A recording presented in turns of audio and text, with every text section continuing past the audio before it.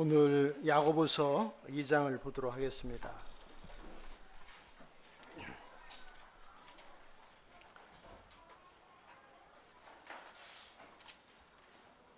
야고보서 2장 14절부터 26절까지 읽도록 하겠습니다. 14절부터 26절까지 신약의 372페이지가 됩니다. 자, 말씀 읽겠습니다.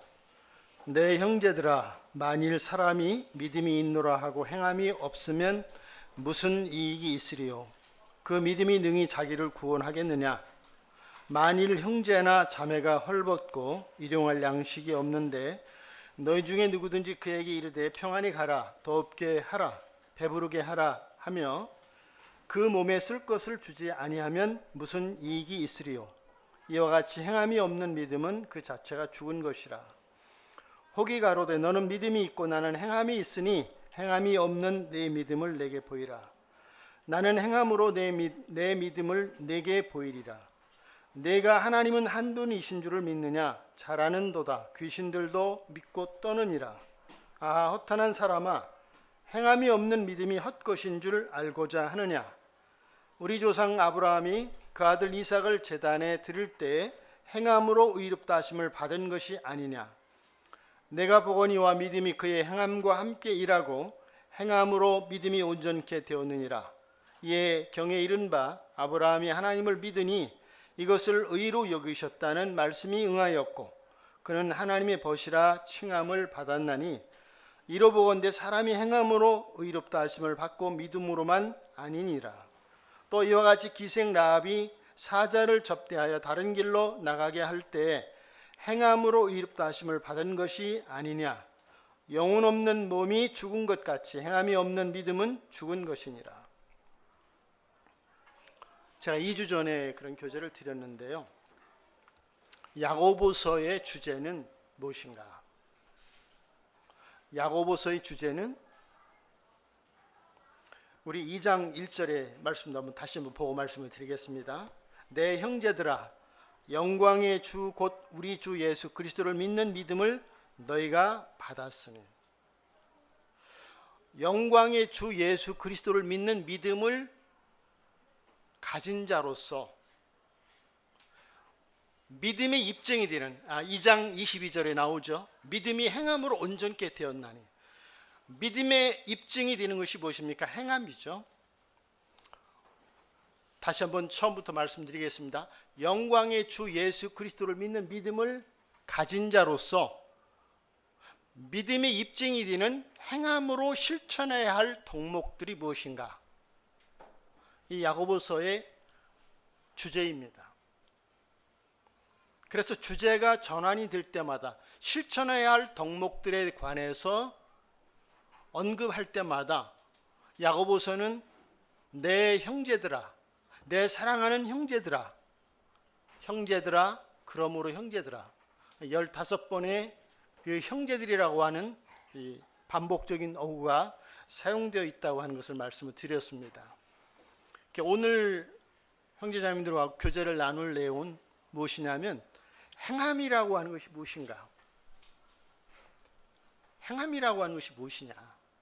이걸 오늘 교제를 드리고자 합니다. 우리가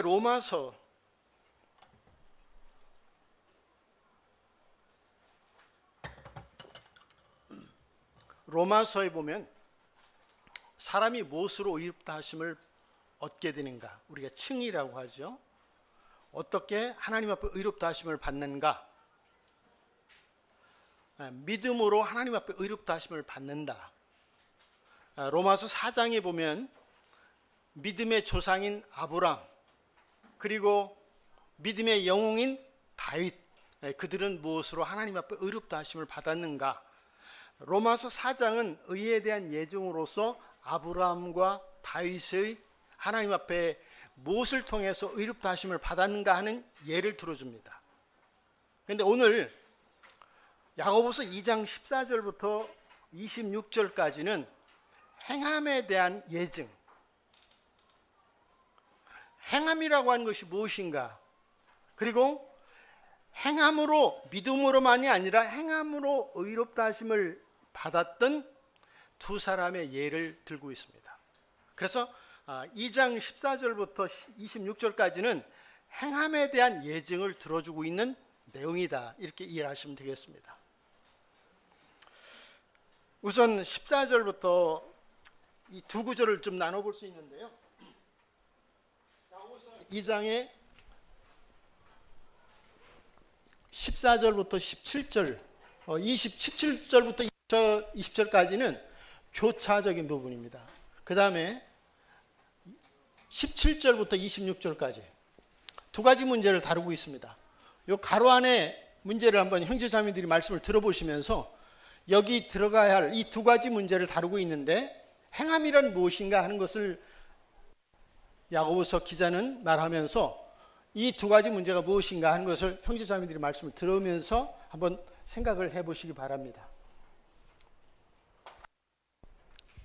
자, 2장 14절부터 17절까지 다시 한번 읽어보겠습니다.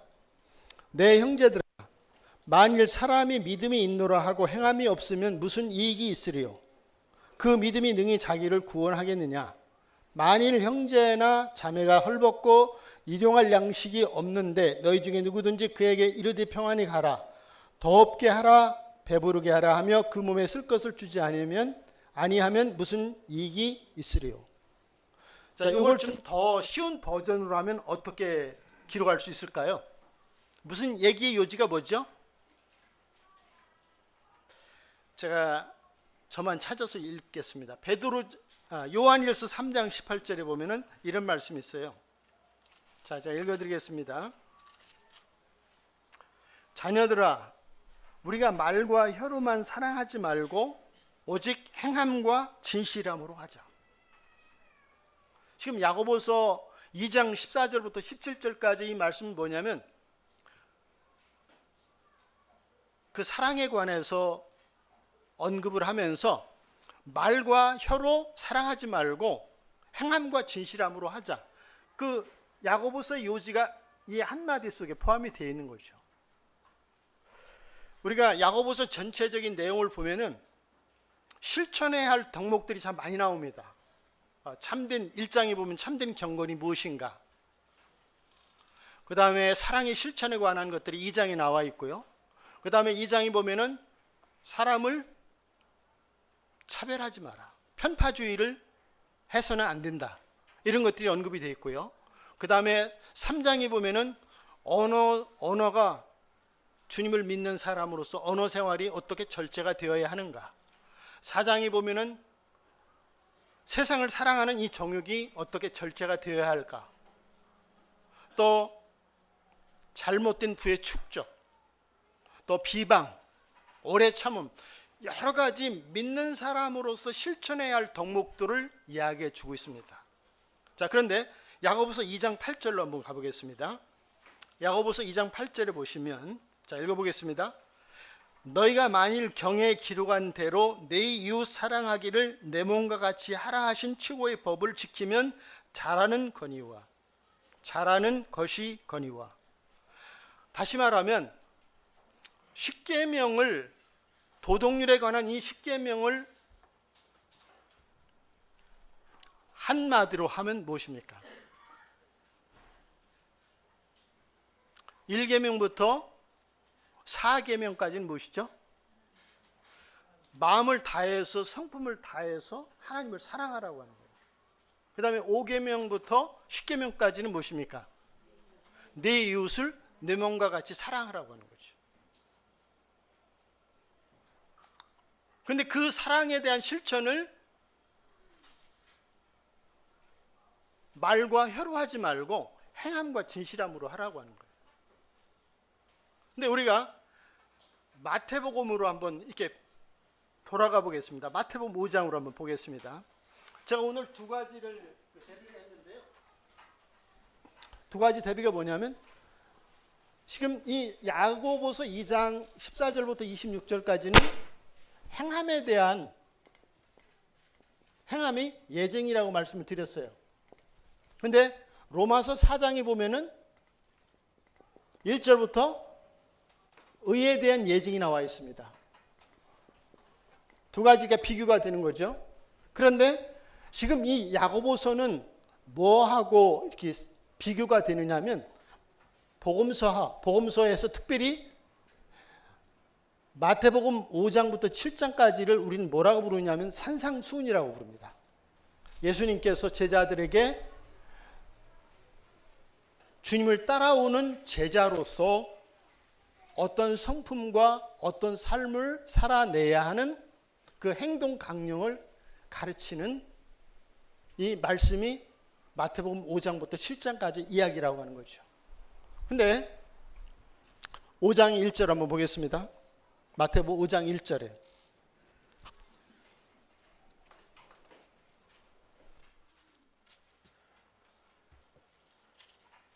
예수께서 무리를 보시고 산에 올라가 앉으시니 제자들이 나온지라 입을 열어 가르쳐 가라사대. 이제 팔복으로부터 시작해서 7장까지 주님을 따르는 제자로서 어떠한 삶을 통해서 살아내야 하는가, 이런 가르침들을 주고 있습니다. 야고보서하고 서로 비교가 되죠. 야고보서도 결국은 여러 덕목들이 있지만 최고의 법이 무엇이냐? 사랑이라고 하는 것을 이야기해요. 그래서 그 사랑의 실천이 행함과 진실함으로 이루어져야 된다. 근데 마태복음 5장부터 7장까지도 이와 같이 천국 그 백성으로서의 우리가 어떤 삶의 가치관을 가져야 되고 어떤 성품을 가져야 되고 이런 것들을 언급하면서 7장으로 한번 가보겠습니다. 7장에 보시면 24절부터 보겠습니다. 그러므로 누구든지 나 이 말을 듣고 행하는 자는 그 집을 반석 위에 지은 지혜로운 사람 같으리니. 여러 덕목이 있잖아요. 그런데 중요한 건 뭐죠? 야고보서에도 여러 덕목이 있습니다. 근데 최고의 법은 사랑이에요. 그런데 중요한 것은 무엇입니까? 그렇죠. 실천하라고 하는 거죠. 그러면 행함이라고 하는 것은 이제 야고보서 2장 14절부터 17절까지의 그 내용 가운데 있는 요지 가운데 행함이라고 하는 의미가 무엇인가? 뭐라고 말할 수가 있습니까? 행함이라고 하는 것은 무엇을 의미하죠? 예? 실천하는 것. 예. 순종하는 것. 덕목을 우리가 안다고 할지라도 그 삶을 통해서 그의 성품과 행동 강령을 실천하지 않는다면 그것은 행함이 아니라는 거죠. 그래서 첫 번째 행함이란 무엇인가 하는 것들을 우리가 살펴보게 될 때 야고보서와 마태복음을 서로 견주어 보면서 행함이라고 하는 것은 주님께서 말씀하신 그 권위 앞에 순종하는 것이 그것이 바로 행함이구나 하는 첫 번째 의미를 우리가 교훈을 받게 된다는 거죠. 로마서 1장을 한번 보겠습니다.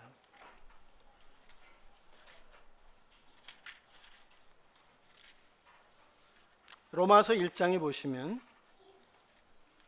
1장 5절입니다.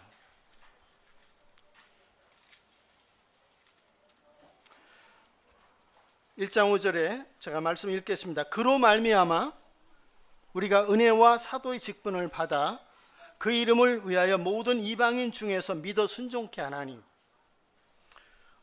제가 말씀을 드린 시간이 오래됐는데 기억을 하시나 모르겠습니다.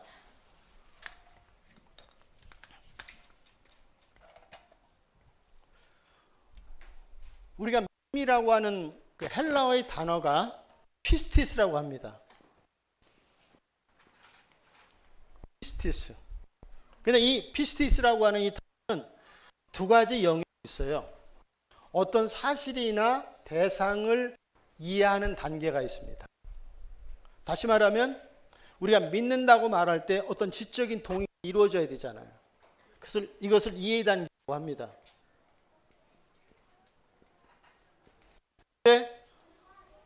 또 다른 하나는 어떤 사실이나 대상 앞에 신뢰하는 신뢰의 문제가 있습니다. 내가 그것을 이해했다고 하더라도 이해하는 문제하고 신뢰하는 문제는 별개의 문제라는 거예요. 그래서 이 신뢰의 단계가 있습니다. 근데 이 단어는 어디에서부터 왔느냐면 페이토라고 하는 단어에서 왔다고 합니다. 근데 이 페이토라고 하는 단어가 뭐냐면 지금 읽은 로마서 1장 5절에 보면은 믿어 순종케 하나니라는 말씀이 있죠. 여기서 이 페이토라고 하는 말은 순종한다, 순복한다라는 의미를 가지고 있다고 합니다. 그래서 이 단어는 여기에서부터 파생이 됐다는 거예요. 다시 말하면 믿음과 순종은 하나라는 의미예요. 믿음과 순종이라고 한, 다시 말하면 지금 야고보서하고 이야기한다면 믿음과 행함은 뭐라고요? 하나라는 의미죠. 분리할 수 없는 문제라는 거죠.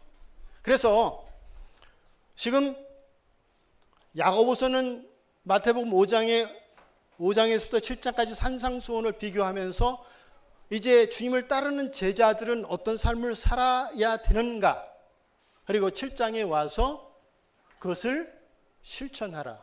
반석 위에 집을 짓는 사람과 모래 위에 집을 짓는 두 사람을 비교하면서 중요한 요지는 덕목을 아는 것이 중요한 것이 아니라 그 삶을 살아내는 것이 우리의 책임이라고 하는 것을 말씀하고 있죠.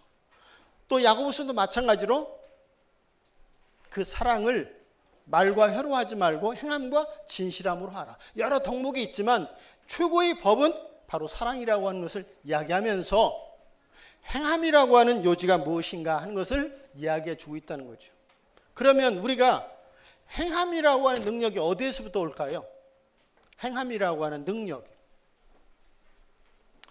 로마서 6장 6절에 보면은 우리가 알거니와 우리 옛사람이 그리스도와 함께 십자가에 못 박혀졌나니라고 하는 말씀이 있죠.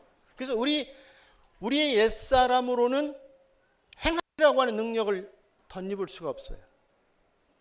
그러니까 우리가 그리스도와 함께 우리 옛사람이 장사 지냈다고 하는, 그리고 새 생명과 함께 우리가 연합되어졌다고 하는 것을 아는 인식이 필요한 거죠.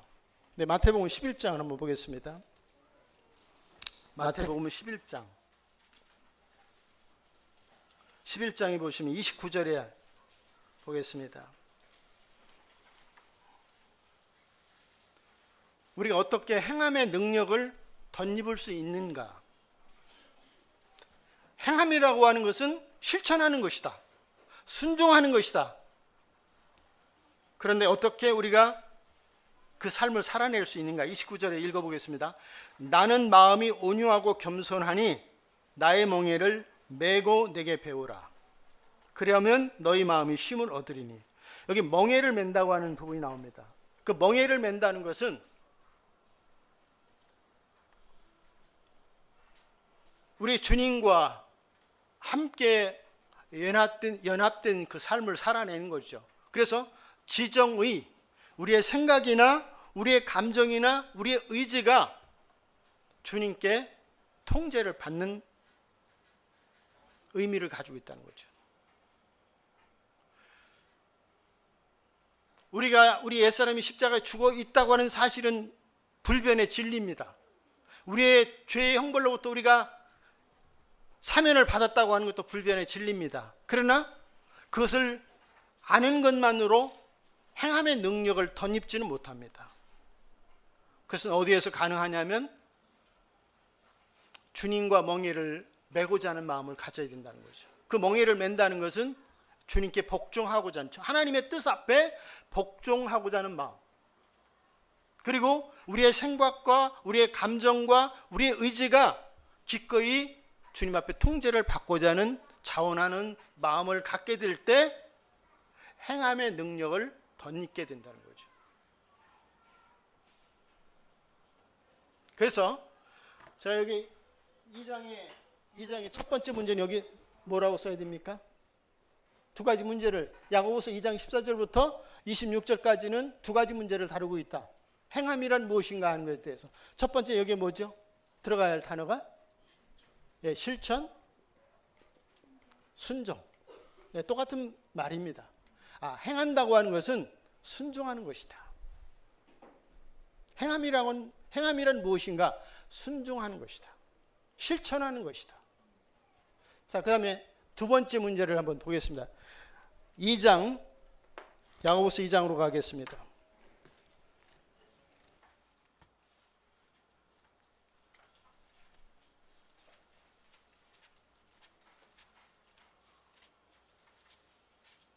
이 장 21절부터 보겠습니다. 우리 조상 아브라함이 그 아들 이삭을 제단에 드릴 때에 행함으로 의롭다 하심을 받은 것이 아니냐? 내가 보거니와 믿음이 그의 행함과 함께 일하고 행함으로 믿음이 온전케 되었느니라. 그리고 25절을 한번 보시죠. 또 이와 같이 기생 라합이 사자를 접대하여 다른 길로 나가게 할 때에 행함으로 의롭다 하심을 받은 것이 아니냐. 여기 두 가지 예를 들었습니다. 근데 먼저 한번 잠깐 그 히브리서 11장을 한번 여기다 손을 놓고 히브리서 11장을 한번 보세요.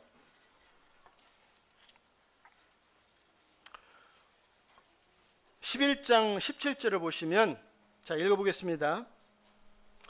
아브라함은 시험을 받을 때 믿음으로 이삭을 드렸으니 저는 약속을 받은 자로 돼 그 독생자를 드렸느니라.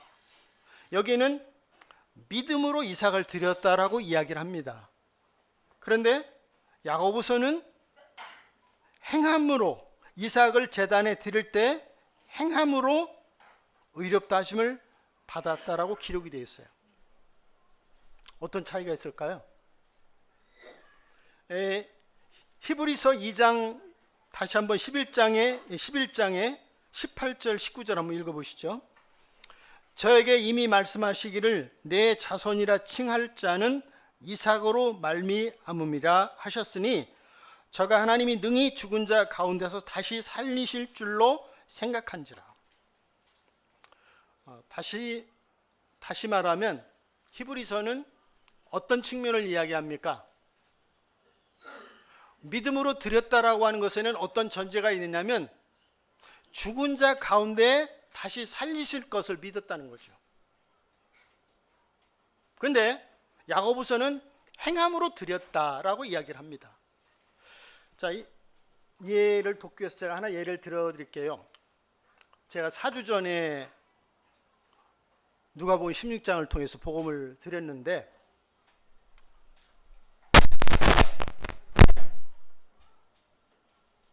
그 가운데 제가 그런 예를 드린 적이 있어요. 브라질에 얼마 전에 어떤 사고가 났습니까? 비행기 사고가 났어요. 62명이 탔는데 이륙하자마자 바로 추락을 해서 62명 전부가 죽었어요. 그런데 한번 예를 생각을 해보겠습니다. 비행기를 탔을 때 10분의 1만 내가 거기에다가 10분의 1만 거기에 탔다면 어떻게 됐을까요? 근데 사람이 10분의 1을 탈 수는 없죠. 그렇죠? 근데 우리가 비행기를 탑승한다고 하는 것은 어떤 것이 전제가 되죠? 예, 물론 사고가 안 날 거라는 그런 전제로 탑승을 하죠. 그런데 탑승을 하려면 뭘 믿어야 되느냐면 비행기의 안전에 대해서 믿어야 돼요. 그 다음에 어떤 불의의 사고가 일어난다고 할지라도 키를 들고 있는 조종사의 조종수를 믿어야 돼요. 그게 뭐냐면 여기서 우리가 이 행한다라고 하는 이 의미 속에서 중요한 단어가 뭐냐면 나를 의탁하는 거예요. 예, 의탁한다는 거죠. 그러니까 비행기를 이 세상에서도 그래요. 모든 일은 내가 예를 들어서 오늘 KTX를 오늘 모임이 끝나고 나서 KTX를 타고 부산 가는 KTX를 탄다고 하면은 나를 어떻게 해야 됩니까? 그 KTX의 나를 그 안전 상태에 나를 의탁을 해야 돼요. 그리고 기관사에게 나를 의탁을 해야 되는 거예요. 지금 이 야고보서로 다시 한번 돌아와서 한번 생각을 해보겠습니다. 아브라함은 뭘 의탁을 했을까요? 여기에서 여기에 지금 히브리서는 믿음의 관점에서 얘기를 해요. 죽은 자 가운데 다시 살리실 것을 믿었기 때문에 이삭을 번제를 드릴 수 있었다는 얘기죠. 죽을지라도. 근데 야고보서는 행함의 문제를 다루고 있다는 거죠. 뭐 엄밀히 말하면 같은 의미지만 이제 어떤 문제냐면 아브라함에게서 가장 소중한 것이 무엇입니까? 예, 아들 이삭이죠. 자기는 살 만큼 살았잖아요. 그렇죠? 근데 자기 모든 이제 기대치가 아들 이삭에게 있잖아요. 근데 아들 이삭을 잃어버린다고 하는 것은 전도를 잃어버리는 거죠. 아브라함에게 가장 소중한 것은 뭐냐면 이삭이에요. 근데 그 아브라함은 자기가 가장 소중한 것을 하나님께 어떻게 한 겁니까? 의탁했다는 거죠. 그것이 행함이에요. 행함이라는 것은 의탁하는 거예요. 의탁하는 거. 이 세상에서도 똑같아요. 대상과 대상이 다를 뿐이에요. 이 세상에서도 우리가 비행기를 탑승할 때 나를 의탁하지 않고는 비행기 탑승이 불가능해요. 근데 우리는 그 사람이 아무리 조심해도 불안전하잖아요. 그런데 전능하신 하나님께 나를 의탁하고자 하는 이런 마음이 서지 않고서는 나를 의탁할 수가 없어요. 그래서 야고보서의 기자는 지금 이 행함이라고 하는 이 관점에서 무엇을 우리에게 이야기하고 있는가? 아브라함의 야고보서 2장 21절에 이삭을 드릴 때 행함으로 의롭다 하심을 받았다고 하는 것은 가장 소중한 것을 하나님 앞에 부활의 하나님께 가장 소중한 것을 의탁했다고 하는 이런 문제를 우리가 생각을 해볼 수가 있다는 거죠. 또 25절을 한번 보겠습니다. 25절에 또 이와 같이 기생 라합이 사자를 접대하여 다른 길로 나가게 할 때에 행함으로 의롭다 하심을 받은 것이 아니냐. 여기 한번 손을 놓고 또 히브리서를 한번 보겠습니다. 히브리서 11장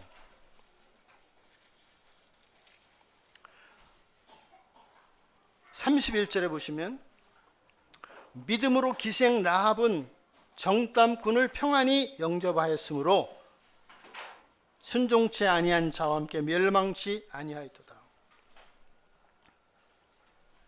라합은 어떤 믿음이 있었을까요? 라합은 어떤 믿음이 있었는지 기억하시나요? 우리가 여호수아 2장에 보면은 라합이 이런 고백을 해요. 어떤 고백을 했습니까? 상천하지 하나님이시다. 근데 이 히브리서 기자는 상황을 보지 않고 하나님을 바라봤던 이 라합을 초점으로 해서 기록해 주고 있습니다. 그런데 야고보서는 지금 뭘 의탁을 했을까요? 라합이. 예? 아니 행함은 의탁인데 뭘 의탁을 해야 되는 거죠? 정탐꾼을 숨겨준다고 하는 문제는 뭘 의탁을 해야 되는 문제예요? 그렇죠. 내 생명을 의탁해야 되는 거죠. 또 뿐만 아니라 누구의 생명까지도 의탁해야 되는 문제입니까? 자기 가족들까지도 생명을 의탁해야 되는 문제라는 거죠.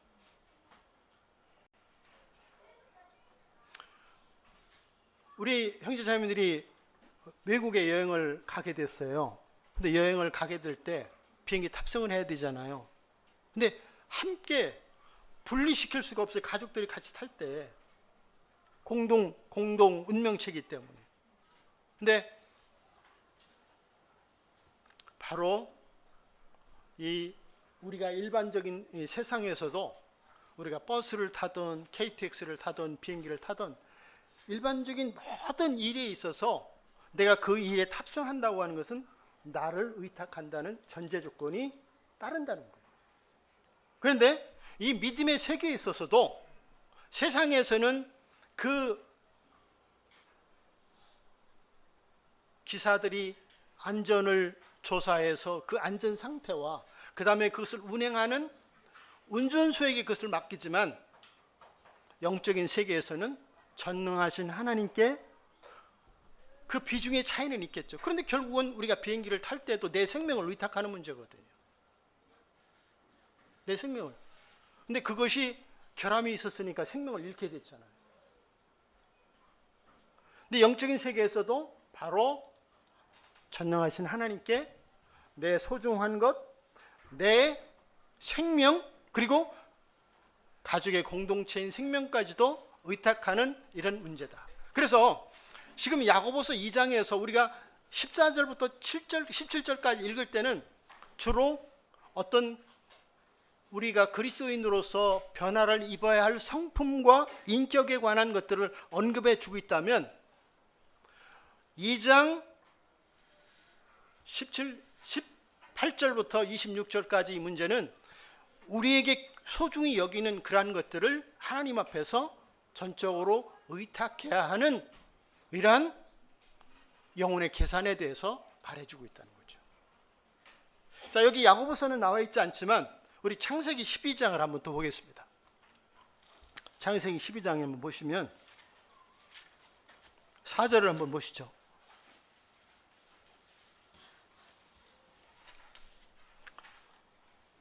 우리 종이 형제 한번 12장 4절 한번 읽어볼까? 이에 아브라함이 여호와의 말씀을 따라갔고 룻도 그와 함께 갔으며 아브라함이 하람을 떠날 때 75세였더라. 아브라함이 그의 아내 사라와 조카 롯과 하란에서 모든 소유와 얻은 사람들을 이끌고 거기까지만. 자, 이 4절 한번 다시 한번 읽어볼게요. 아브라함이 여호와의 말씀을 쫓아갔고 롯도 그와 함께 갔으며 아브라함이 하란을 떠날 때 그 나이 75세였더라. 우리가 사도행전 7장에 보면 어떻게 기록이 되냐면 갈 바를 알지 못하고 갔다라고 기록이 되어 있어요. 자, 지금은 형제자매님들이 다른 나라에 가게 될 때 어떻게 합니까? 미리 어떻게 하죠? 네, 물론 내가 몰라도 비행사에서 어떤 가이드가 그 도시를 잘 아는 가이드가 함께 동행해 줄 때 문제가 없어요. 근데 만약에 가이드가 없다면 어떻게 합니까? 사전에 물가, 지리, 교통, 어떤 안전, 이 모든 것들을 다시금은 검사를 해서 가잖아요. 그런데 아브라함은 하란을 거쳐서 유프라데스 강을 건너서 가게 됐을 때 그곳이 어딘지 하나님이 지시한 땅으로 가는데 그 지시한 땅이 어딘지 알지 못하고 갔다는 것이죠. 그리고 또 거기에 어떤 보장되어 있는 것이 없어요. 그러면 아브라함은 뭘 의탁한 거죠? 약속의 하나님께 뭘 의탁을 했어요? 자기의 미래를 의탁했다는 거예요. 자기 미래를. 제가 하나 예를 들어 드리겠습니다. 해마다 존 쿠리안 형제님이 오시잖아요. 그 존 쿠리안 형제님의 아버지가 13살 때, 우리로 말하면 초등학교 6학년 때 복음을 들은 거예요. 근데 너무나 분명하게 주님을 영접을 한 거예요. 근데 거기에 종교는 뭡니까? 힌두교잖아요. 이제 그리스도인의 모임에 가지 못하도록 아버지가 감금을 해둔 거예요. 창고에다 넣어놓고, 그리고 필요할 때 밥을 주는 거예요. 그런데 이 소년이 집을 가출이 아니라 탈출을 한 거예요. 네, 뭐를 위해서? 신앙의 자유를 위해서.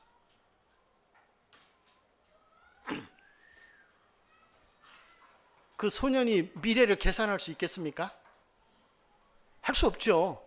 그런 인지 능력도 부족하죠. 그런데 그는 오직 한 가지, 신앙의 자유를 위해서. 존 쿠리안의 아버지와 그 할아버지가 부자였답니다. 세상에서는 그래도 잘 살 수 있는, 얼굴이 보면 얼굴이 어떤 계층입니까? 존 쿠리안이 이제 브라만 계통이잖아요. 신분도. 그런데 이 13살 먹은 소년이 아브라함보다도 사실 더하죠. 왜냐하면 미래를 하나님 앞에 의탁을 한 놀라운 그런 결단을 가졌던 일이니까. 그래서 하나님이 그 믿음의 가문을 축복하셔서 아들 사위에서 풀타임 워커, 전심 사역을 하고 장로일을 하는 그 자녀들이 7명인가 8명인가 그래요.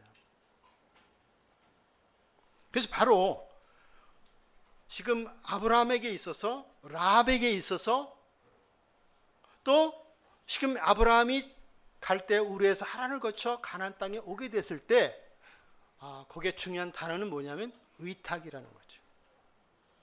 의탁했다. 자기의 소중한 것을, 내 아기가 너무 소중하면 남에게 한번 안아볼게요 해도 어떻게 해요? 좀 사실은 쉽게, 요즘 만약에 코로나 같은 것이 접촉을 하면 일어나잖아요. 한번 안아볼게요. 하지만 속에는 어떤 불안한 마음을 가질 수가 있어요. 그 하나를 의탁하는 것도 쉽지가 않죠. 그런데 그 소중한 아이를 하나님 앞에 의탁한다고 하는 것은, 자신을 의탁한다고 하는 것도 어려운 일이지만은 자신의 소중한 것을 의탁한다고 하는 것은 더더욱 어려운 일이라는 거예요. 그런데 아브라함은 이삭을 의탁을 했어요.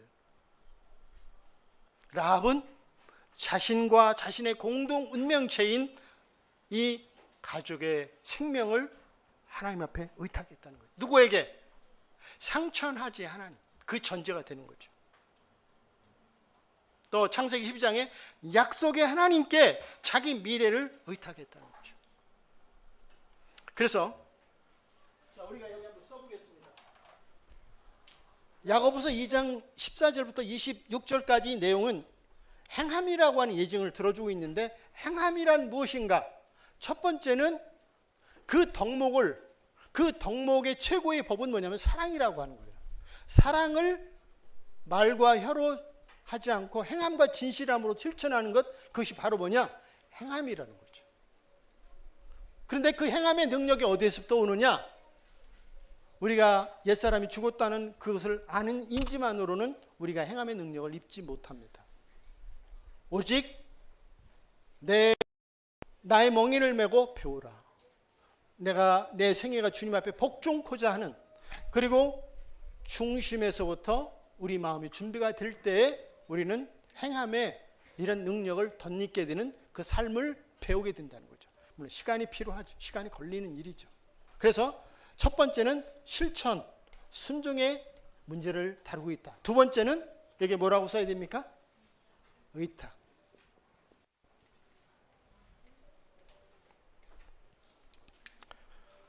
그래서 지금 야고보서의 주제가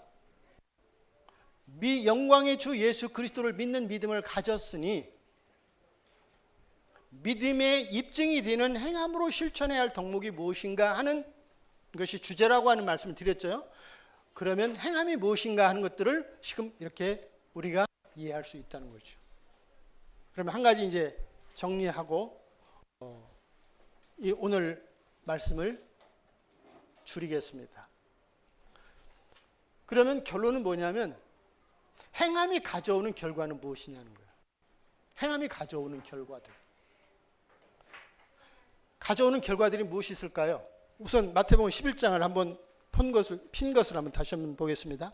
마태복음 11장 29절.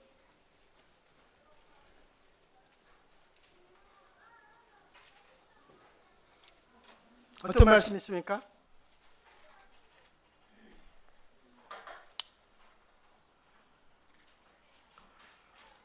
다시 한번 읽어볼게요. 나는 마음이 온유하고 겸손하니 나의 멍에를 메고 내게 배우라. 그러면 너희 마음이 쉼을 얻으리니.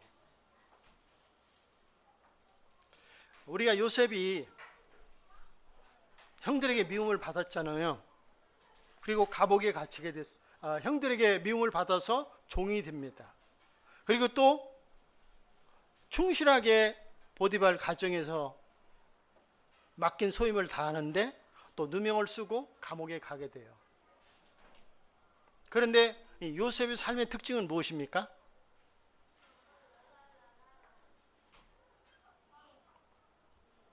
그런 억울한 일을 당했지만 안정된 심령을 가지고 있다는 거죠. 자족하는 마음을 가지고 있다는 거죠. 그게 뭐냐면 이 신의 성품을 배운다고 하는 것은 결코 쉬운 일이 아닙니다. 그런데 그런 성품을 배울 때 함께 따라오는 것이 뭐냐면 영혼의 쉼이 있다는 거죠. 이것이 행함에 따라오는 결과들을 이야기합니다.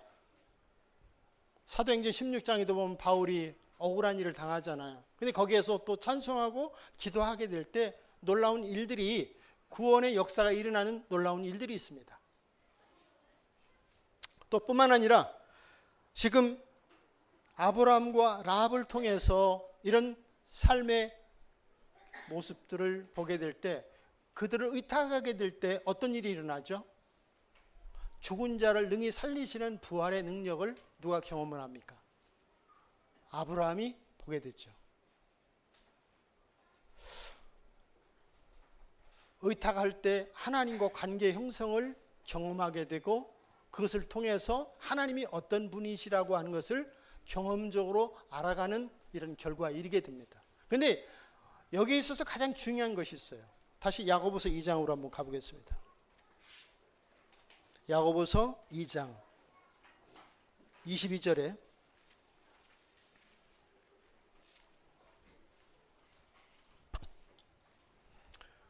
내가 보거니와 믿음이 그의 행함과 함께 일하고 행함으로 믿음이 온전케 되었느니라. 제가 서두에 말씀드린 대로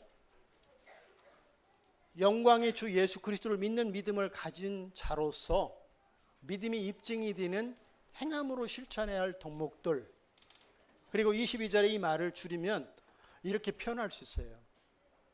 구원의 증거. 구원의 증거. 요즘 말로 하면 더 이해가 되실 거예요.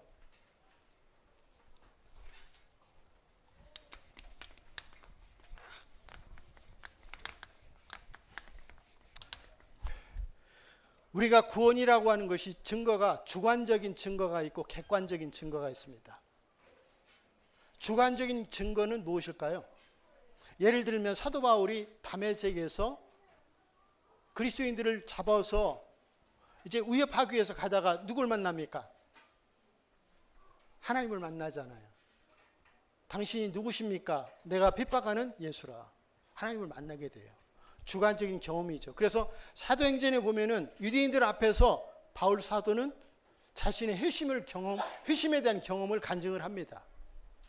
또 뿐만 아니라 우리가 성령의 나타나심을 통해서 말씀의 확신을 갖게 됐을 때 우리는 제가 이렇게 하나님의 살아계심을 발견하게 되고 제가 주인 줄 알게 되고, 저는 개인적으로 로마서 8장 37절부터 내가 확신하노니 사망이나 높음이나 깊음이나 다른 아무 피조물일 자로 나를 하나님의 사랑에서 끊을 자가 없다. 이 말씀을 통해서 저는 최종적으로 구원의 확신을 갖게 됐습니다.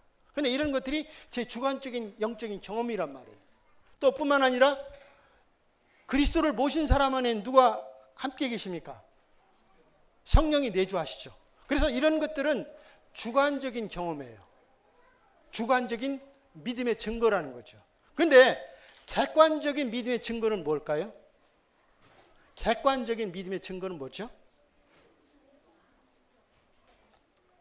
우리가 지금 야고보서와 복음서를 통해서 나타나 있는 그리스도인으로서 주님 앞에 배워야 할 성품들과 삶을, 변화된 삶을 살아가는 이와 같은 것들이 우리가 그리스도의 향기로 나타나게 될 때 그것이 뭐가 되냐면 구원받은 객관적인 증거가 된다는 거죠. 내가 믿음을 고백해요. 그런데 내 삶이 변하지 않아요. 그러면 그것은 우리의 믿음의 고백에 대한 신뢰성이 있습니까? 없습니까? 그건 신뢰성이 없는 거죠.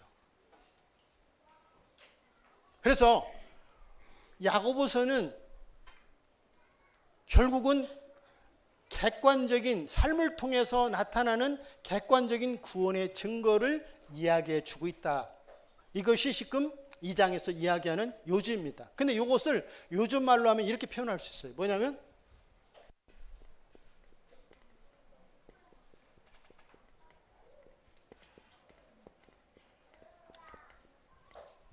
구원의 인증서입니다. 우리가 이제 지금 점차적으로 은행이 어떻게 됩니까? 문을 닫아요. 그게 뭐로 합니까? 온라인으로 하잖아요. 돈을 보내고 찾고. 그런데 은행에 가서 그 일을 보려면 온라인으로 돈을 찾고 보내려면 뭐가 있어야 돼요? 인증서가 있어야 돼요. 인증서가. 그래서 우리가 야고보서에서 말하는 그 행함이라고 하는 것은 결국은 뭐냐면 내가 참으로 구원받은 사람입니다라고 하는 것을 나타내는 구원의 인증서라는 거죠. 한 말씀 이제 마지막으로 보고 마치겠습니다. 에베소서 2장을 보겠습니다.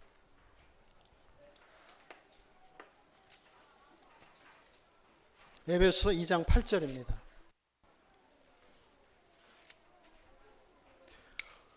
자, 읽겠습니다. 너희가 그 은혜를 인하여 믿음으로 말미암아 구원을 얻었나니. 그 은혜, 다시 말하면 십자가의 공로.